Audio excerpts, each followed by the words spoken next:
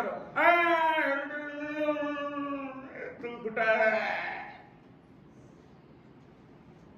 मानिस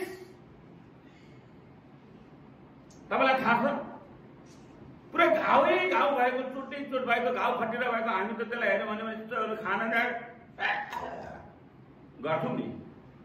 तर प्रभुले के गर्नु थाहा छ त्यो घाउ खटिरा भएको मान्छेलाई अँगालो मार्नु भएर चुम्मा खानु भयो हामी तपाईँ चुम्मा खान सक्छौँ हामी त देख्यौँ नि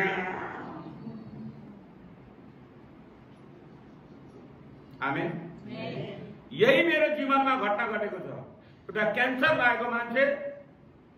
मलाई विराटनगर बोलायो मलाई थाहा छ जब मैले दुईपल्ट पानी हाने उसको मुख खुलो